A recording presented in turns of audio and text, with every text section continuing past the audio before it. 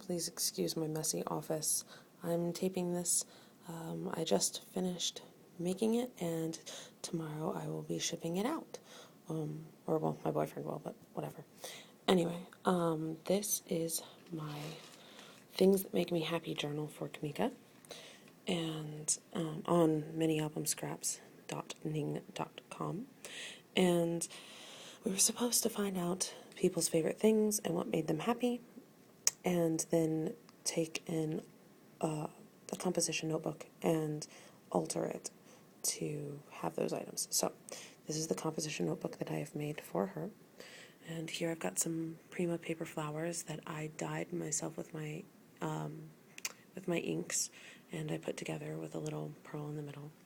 And there's another one, but with a button in the middle. And you can't really see on that one well. I'm very disappointed because the stickles doesn't reflect as much in the pink stickles. But up here you can definitely see the stardust ones. And that's Tim Holtz Distress ink and Distress stickles and stuff line. Then I've got some random glitter. I tea stained each page by hand, so I had to sew the book back together afterwards because I had to take it apart in order to tea stain it. And then it wasn't thick enough on its own because it crinkled up with the tea staining, so I had to use some grunge paper to make a new spine for it. And here I have, let me just set this down. Some glue still. I have a little Eiffel Tower because her favorite things were Paris and butterflies and pastel colors and such. And then I have a Tim Holtz key that says Journey on it. I'm sorry, the only camera I have is my phone, and it's not the best. Then I got this, which was an iron-on shirt design. And unfortunately, some of the things are still coming off every now and then because it's not supposed to be ironed onto paper. But it's a blue butterfly that wraps around the spine. And while we're at it, here's the back. I tried to find the stacks of paper that Kameka was talking about, but I couldn't with my limited resources here, and I wasn't able to find them online very easily, so I just went with what I thought was a very nice, classy pack. It's the Lost and Found.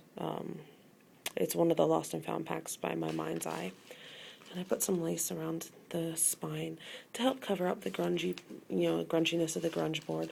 I also inked it with some of my stamping inks. I've got a border up there that runs on both sides because the paper was a 6x6 paper, but I wanted to use 2 pieces each, so that just covers up the what's the word? I need to talk quickly because if the phone rings then I have to stop, but it covers up the line between the 2 pieces of paper.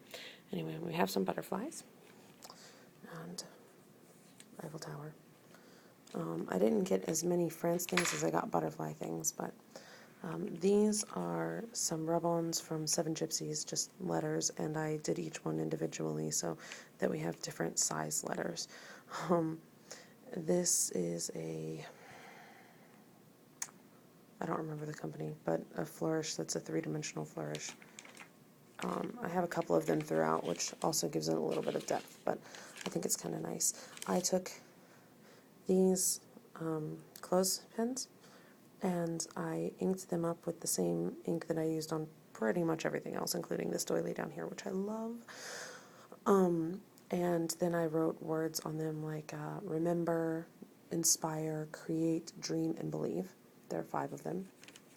And because this book is going to be, a things that make you happy kind of journal, so I wanted to have inspiring words. So we have some more butterflies. And over here I've put a little, it says this book belongs to Kameka Touch. I hope I'm pronouncing your last name correctly. And I've made a small, thin pocket. It's not the biggest pocket in the world, but out of some paper from the stack that I was using. And I cut a border with my awesome Fiskars cut. That's, those pockets were actually what I was working on today. Like I said, I really love this doily. I just wrapped it around the page. oops, note to self, hard to turn pages with the clothes hangers on them. And a little note to Kameka up there.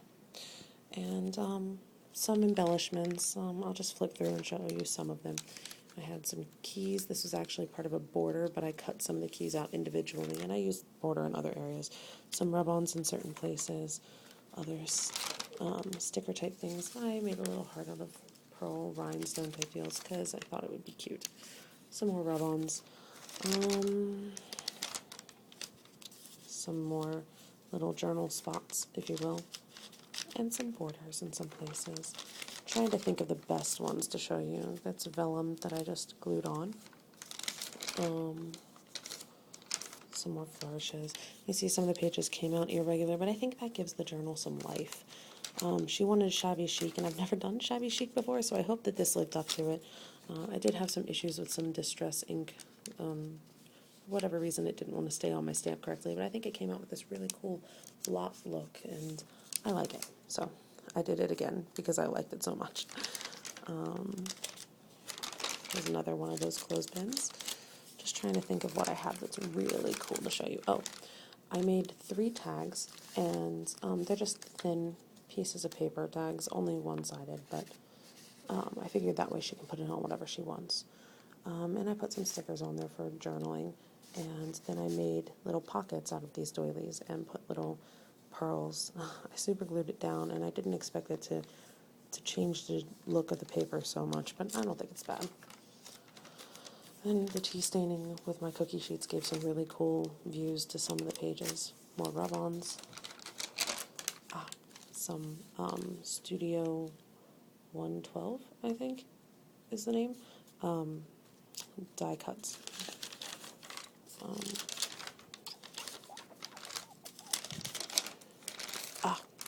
I got these off of peachycheap.com, which is awesome. They had a grab bag, and in it came these adorable little buttons.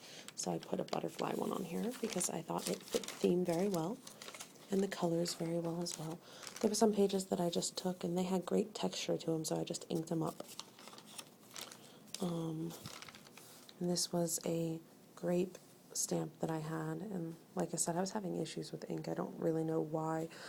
It just wasn't working for me that day, but I think it came out with this really cool, sort of shabby, distressed look in and of itself, so that didn't make me too upset. And so I just did grapes on all 4 lines, because France is known for their wine. I did that on, all 4 corners, and I did that in a couple pages. Some more borders, butterflies.